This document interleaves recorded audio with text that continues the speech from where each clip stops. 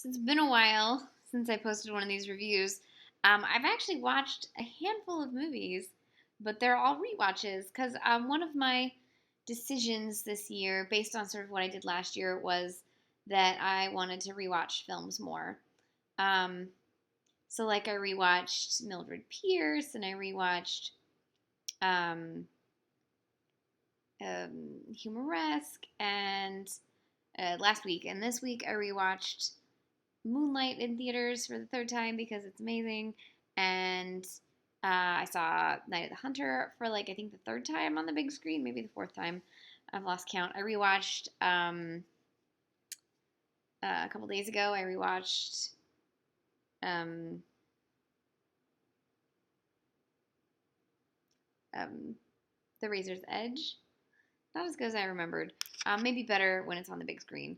But anyways, I finally, in a week and a half, watched a new to me film. It's one I've been wanting to watch for a while, and I heard it was not good, but I wanted, I still wanted to watch it anyways, because I love the cast.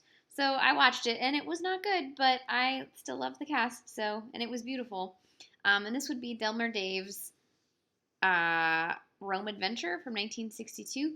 So Delmer Daves was one of those writer, director, producer peoples, and like sometimes he really hit it out the park, like 310 to Yuma and Jubal, right? And sometimes you have Rome Adventure. In his 60s films, he made all these films with like Troy Donahue and some of these other like 60s people that you're just like, what? But anyways, basically the plot is that Suzanne Pleshette is a college graduate librarian lady who likes a racy book, and she lends it to a student, and she gets chastised, and she says, fuck this noise, and goes to Rome to really live. And when she's there, she meets Troy Donahue, who is in an on again, off again relationship with a trust fund baby played by Angie Dickinson. And then when Angie Dickinson bolts, obviously Suzanne Pleshette and Troy Donahue get into a relationship, and then they go off on a vacation by themselves. Oh God! And what's weird about the film? So it's beautifully shot. It's beautiful shots of Rome and the rest of Italy, and great score by Max Steiner. It's shot by Charles Lawton, Lawton, not Charles Lawton, the actor director. What's weird about the film, and I'm gonna reframe myself. Sorry. What's weird about the film is that there's aspects of it that are really progressive about like women's sexuality and the fact that women are attracted to men, or heterosexual women are attracted to men, and that they like to have sex just as much as men do.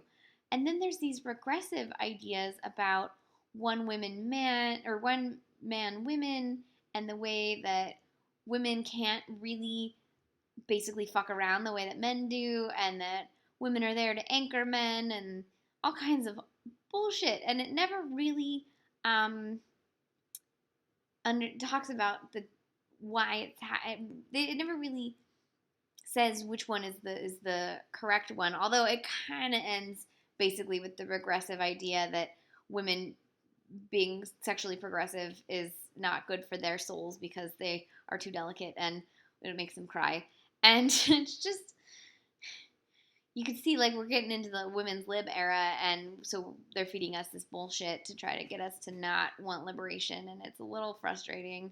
And Rossano Brazzi gets a little mansplainy.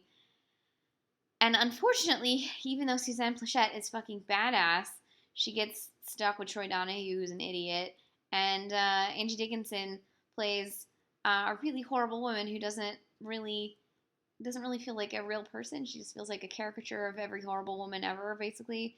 And what's her name? Where is she? Cast list. Constance Ford plays a ex-teacher slash bookstore owner who also likes to fuck around, but is an old maid and sad about the fact that she could never, find the one man for her. So it's clearly, where this film, what this film thinks about women's liberation, and it's not too good.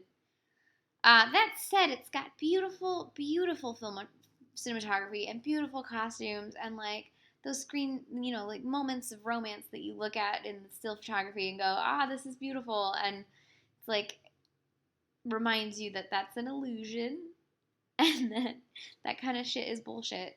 So I'm glad that we're not there anymore, except we sort of are. And that's the other reason I haven't been watching a lot of movies is I've been too angry about everything and trying to figure out how to fix the world. So I'm spending a lot of time doing that and not as much time watching movies. But I thought this would be a pleasant diversion, and it ended up being a little worse than I thought it would be. So not the most pleasant diversion. But tomorrow night, I'm watching not one, but two of my favorite Douglas Sirk films on Turner Classic Movies.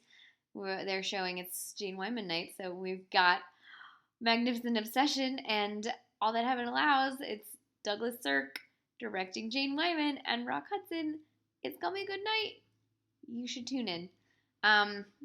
You can watch Rome Adventure on Watch TCM. You can also get it on DVD from Warner Archive. And I don't know if I would recommend that, but if you're a fan of any of the stars in it, you might enjoy it. I don't know. So anyways, this was Delmer Dave's Rome Adventure from 1962. A bit of a mess.